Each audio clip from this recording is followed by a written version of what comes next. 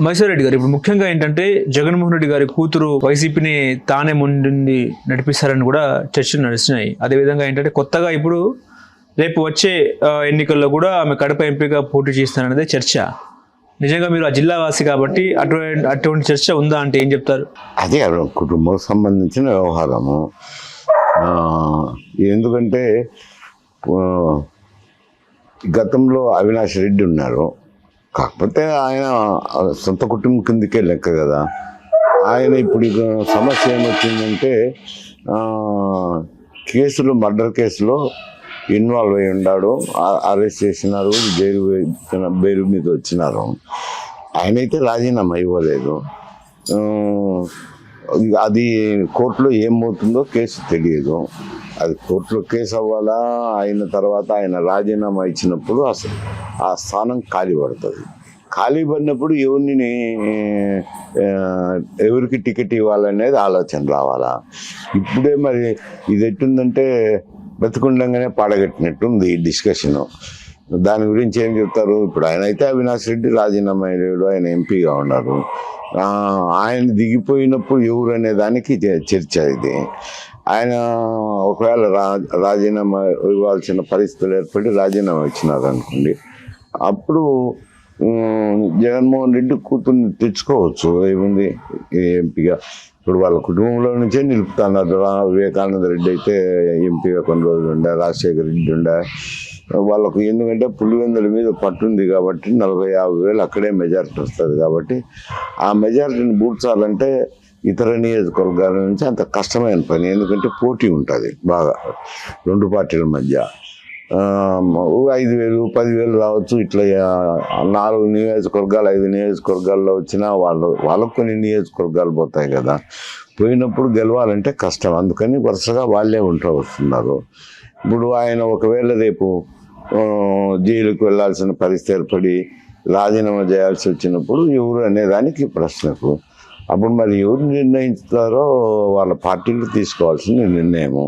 అది ఆ కుటుంబం నుంచే నియమిస్తారా లేక ఇంకెవరినన్నా నియమిస్తారా అనేది అది పార్టీ నిర్ణయం తీసుకోవాల్సిన అవసరం. అంటే ఇప్పుడు ఆమె రాజకీయాల్లోకి వస్తుందా రాదా అనేది అది వేరు సమస్య.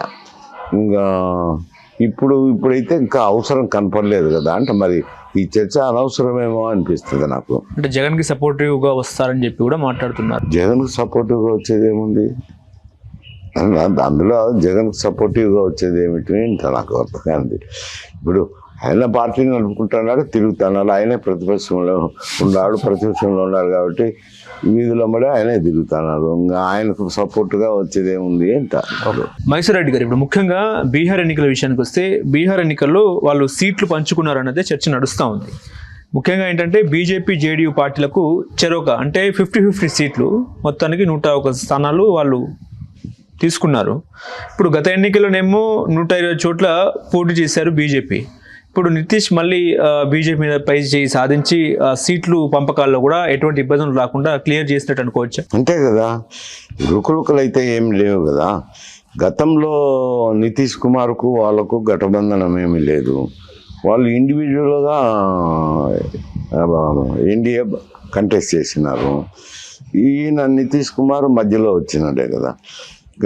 ఇప్పుడు ఇద్దరి మధ్య పొత్తు కొనసాగుతుంది కాబట్టి సీట్లు పంపిణీ చేసుకోవాలి కాబట్టి శరిసోగం చేసుకున్నారు కాబట్టి సమానం హోదా ఇచ్చుకున్నట్టే కదా అంట. ఇద్దరికి ఎవరికి నష్టం లేకుండా సమానంగా పంచుకున్నారు.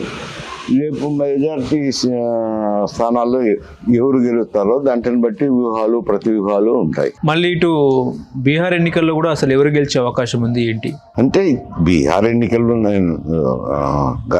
స్థానికంగా జరిగేటి ఇవన్నీ అంత పట్టుండదు. కానీ ఏదో జనరల్గా పత్రికల్లో ఆ వార్తలు ఈ వార్తలు ఎవరన్నా తగుమైన నాయకులు కనపడినప్పుడు చర్చించేది. కానీ ఇక్కడ ప్రజలను విచారించి విశేషీకరణ గ్రహించేదానికి మాకంత అవసరాలు ఉండవు కదా. బీతాతో కావాల్సినంత రాజకీయ సంబంధాలు ఉండవు. కాకపోతే పత్రికల్లో వచ్చే వార్తలను బట్టి ఇద్దరి మధ్య కంటెస్ట్ తీవ్రంగా ఉందని, ముఖ్యమంత్రులకు అభిప్రాయ సేకరణ తీసుకున్నప్పుడు కూడా కొంత తేజస్వి యాదవ్కి వచ్చింది ఎక్కువ పాయింట్లు అని. బట్ ఈ పార్టీల వ్యవహారం చూసినప్పుడు కీన్గా 0.26 3%, 0.3% తేడాలు కనపడుతున్నాయి. అంటే పోటీ తీవ్రంగా ఉంటుంది అనేది అర్థమవుతుంది. ఇప్పుడు జూబ్లీహిల్స్ ఉప ఎన్నిక ఇవాళ నోటిఫికేషన్ రానే వచ్చింది కాబట్టి జూబ్లీహిల్స్ ఉప ఎన్నికలో టీడీపీ మొదట్లో పోటీ చేసే అవకాశం ఉంది అన్నట్టు టీడీపీ భావించింది. ఆ తర్వాత ఎందుకో టీడీపీ కొంచెం వెనక్కి స్టెప్ వేసిన నేపథ్యంలో అంతర్గతంగా టీడీపీ ఎవరికి సపోర్ట్ చేసే అవకాశం ఉంది? జూబ్లీహిల్స్ ఉప ఎన్నికల్లో ఒకవేళ కాంగ్రెస్ పార్టీ గెలిస్తే రాష్ట్ర వ్యాప్తంగా కూడా ఒక పాజిటివ్ వైబ్రేషన్ అయితే క్రియేట్ అయ్యే అవకాశం ఉంది. కాకపోతే ఒకవేళ అదృష్టం బాలేక కాంగ్రెస్ ఓడిపోతే బీఆర్ఎస్కి అవకాశం వచ్చినట్టేనా తెలంగాణలో మళ్ళీ? కాదు, ఇప్పుడు అది మామూలుగా అయితే బీఆర్ఎస్ అభ్యర్థే కదా అవును, గోపీనాథ్ గారు. ఆయన చనిపోయిన తర్వాత ఉప ఎన్నిక అవసరం పడింది. అది బీఆర్ఎస్ చేతుల్లోనే ఉన్నది కానీ కాంగ్రెస్లో చేతుల్లో లేదు కదా. ఇప్పుడు రూరల్ ఏరియాలో ఎక్కువ సీట్లు రావడంతో కాంగ్రెస్ పార్టీ అధికారంలోకి వచ్చింది. ఇక్కడైతే సిటీలో అయితే బీఆర్ఎస్కే ఎక్కువ సీట్లు వచ్చినాయి. ఇవి ఏదైనా కానీ రేపు ఎన్నిక అధికారంలోకి వచ్చింది కాబట్టి అక్కడ వాళ్ళు తగుమైన అభ్యర్థినే నిర్ణయించుకుంటున్నారు. వీళ్ళ అభ్యర్థిని నియమించినప్పుడు పోటీ సామాన్యంగా అక్కడ అనిపించేది ఏమంటే ఏదన్నా విచారించినప్పుడు కూడా ఎవరున్న పెద్దలు బీజేపీకి అయితే పెద్ద పోటీలు లేదు సార్. ఈ పోటీ మాత్రం బీఆర్ఎస్ మధ్య కాంగ్రెస్ మధ్యనే ఉంటుంది, కీన్గా ఉంటుంది ఫైట్ అని అంటారు. మరి అది అభ్యర్థులను బట్టి ఇతర విషయాలను బట్టి ఇంకా ఎన్నిక ఉంటుంది. టీడీపీ అంతర్గతంగా ఎవరికి సపోర్ట్ చేసే అవకాశం? టీడీపీ ఇక్కడ ఏం జోక్యం చేసుకుంటుంది? సెటిలర్ల ఓట్ బ్యాంక్ కూడా సెటిలర్లది అసలు ఉంటారు. సెటిలర్లు వాళ్ళు ఓన్ అభిప్రాయాలు తీసుకుంటారు కానీ పార్టీగా ఒక నిర్ణయం తీసుకోదు కదా అంట. ఎందుకంటే ఇక్కడ పార్టీని వాళ్ళు పట్టించుకోవడం లేదు కదా.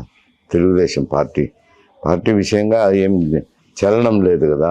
అంతా ఆంధ్రాలోనే కాన్సన్ట్రేట్ చేసినారు. ప్రభుత్వం అయితే ఏర్పాటు చేయడము, వాళ్ళ పరిపాలన గురించి చూసుకోవడము అక్కడే కాన్సన్ట్రేషన్ ఉంది కానీ ఇక్కడ లేదు కదా అంట. ఇప్పుడు మొన్న జరిగిన పీపీపీ మెడికల్ కాలేజ్ వ్యవహారంలో జగన్మోహన్ రెడ్డి గారు నర్సీపట్నం టూర్ సక్సెస్ అయింది అనుకోవచ్చా? ఆ టూర్ వైసీపీకి ఒక బూస్ట్ ఇచ్చింది అనుకోవచ్చా? సరే, ఆయనకి ఏముంది, ఎక్కడ పోయినా కానీ ఆయన పార్టీ కార్యకర్తలను గుంపు చేస్తారు, తిరుగుతుంటారు. అది దాని గురించి ఆయనకు బూస్ట్ గీస్ట్ అని ఎట్లా చెప్పలేం కదా. కాకపోతే పీపీపీ విధానం కరెక్టా కాదా అనేది ఒక ప్రశ్న. అంటే ఇక్కడ ఏమవుతుంది అని అంటే ప్రైవేటుకు ఇస్తే కనుక తప్పే. ప్రైవేటు వైద్య కళాశాలకి డొనేషన్లు, డబ్బులు వసూలు చేయడాలు, తర్వాత విద్యార్థులకు చదువుకునే దానికి ఎక్కువ ఖర్చు అవుతుంది. ఇది పీపీపీ మోడల్ కాబట్టి ప్రభుత్వము ప్రైవేటు భాగస్వామ్యంలో పెట్టాలని ఇక్కడ